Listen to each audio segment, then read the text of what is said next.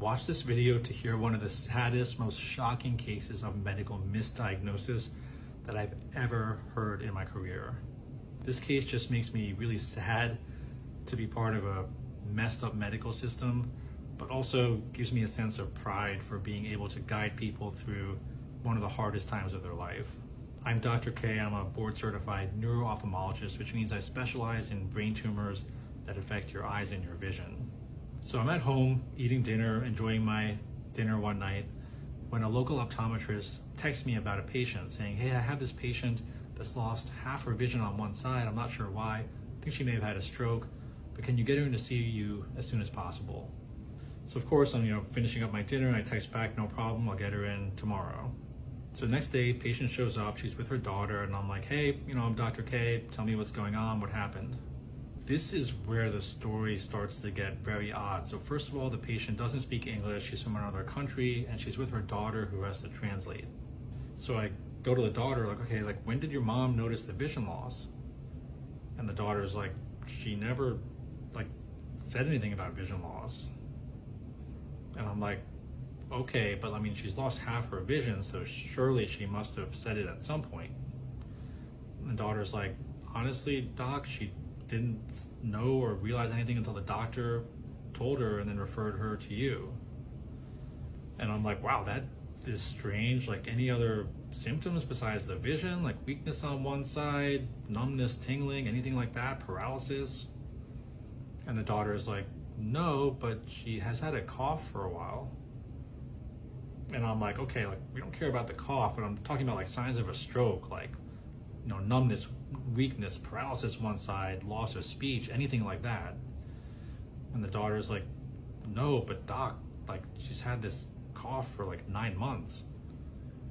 And I'm like, I don't think the cough has anything to do with the vision loss, but okay, tell me what's going on with the cough.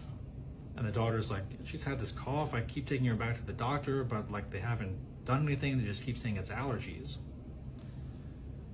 So I'm like, okay, let's put that on hold. Look, we need to concentrate on the real problem here, which is the vision loss, and she needs an MRI as soon as possible because getting an MRI for vision loss is standard of care. That's when the daughter just kind of breaks down. She's just like, thank you so much, doctor. Thank you so much for caring. And I'm kind of like, this is normal. Anyone would order an MRI in this situation. I do it all the time for vision loss. I appreciate that, but why, why are you saying thank you like that? The daughter's like, doc, you don't understand. My mom has had this cough for 9 months.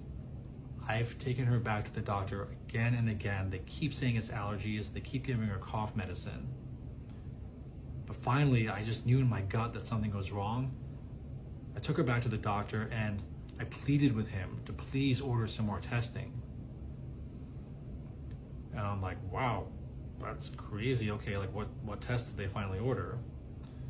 And the daughter says, they ordered a chest x-ray and she's gonna get it later on this week. So I'm like, okay, I still didn't think it had anything to do with the vision loss, but keep me posted on the chest x-ray. Let's get this MRI ordered because that's really the most important thing. Because I need the MRI. I think she had a stroke, most probably, but I just want to make sure there's not something crazy a brain tumor or something rare like that. I doubt it, but let's just get the MRI. So I order the MRI. A couple days later, I get a call. It's from the neuroradiologist. They need to speak to me ASAP. That's never a good sign when you get that call from the neuroradiologist, but what was even worse was I call the guy and he's trembling on the phone. He's shook by the results of the MRI, almost having a hard time telling me the result. And this is a guy that reads MRIs all day long. He's seen everything. So that's when I knew this was gonna be something pretty bad. You can see the right eye and the left eye.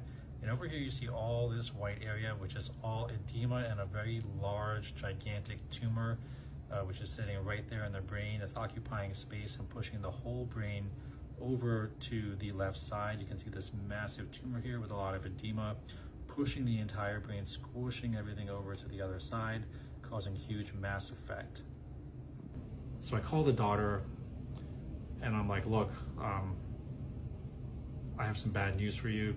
This was not a stroke. There seems to be a very large growth or tumor in the brain causing the vision loss. Daughter was just like, thank you so much, doc. Thank you so much. And I was like, wow, I've never had someone thank me for diagnosing them with a brain tumor. But then I'm like, so by the way, like, we need to figure out what's causing this. Whatever happened with that chest x-ray and the whole cough thing? And the daughter's like, doc, I'm so mad. I knew something was wrong. I just knew it. That's why I kept taking her back. And she had the chest x-ray this week.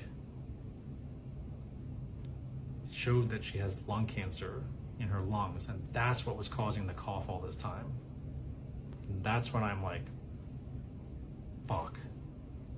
Because I knew in that moment what I was looking at on the MRI was actually lung cancer that had spread to her brain. And it was now my job to tell her that. So I give her the bad news that I think it was actually all related after all. The lung cancer was caught too late, spread to the brain. Of course, the daughter's like, okay, doc, what do we do? What do we do from here?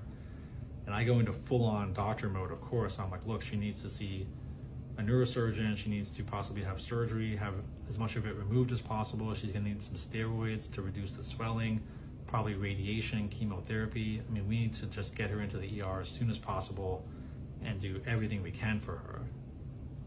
And instead, the daughter was like, doc, just tell me the truth. How long does she have to live? And I was kind of taken aback by that question because that was not what I was expecting, but I, in that moment, realized the daughter actually was looking out for her mom's overall best interest. She understood that the chances of all the treatments I just recommended were actually very small in prolonging or saving her mom's life. And she just wanted her mom to be with her family if these were going to be her last days. So I had very mixed feelings about this. I don't even know if she's safe to get on a plane. But I understood where the daughter was coming from, and I'm like, look, you're right. To be honest, even if we do all of that, it's not looking good. And as the doctor, it's my job to recommend the full-on treatment, but if you and your mom decide that's not what you want, I have to respect that.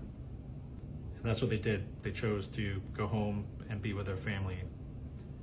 And this is a super sad case because I can't believe this patient was misdiagnosed for so long, but I also know that doctors are fallible, things can happen.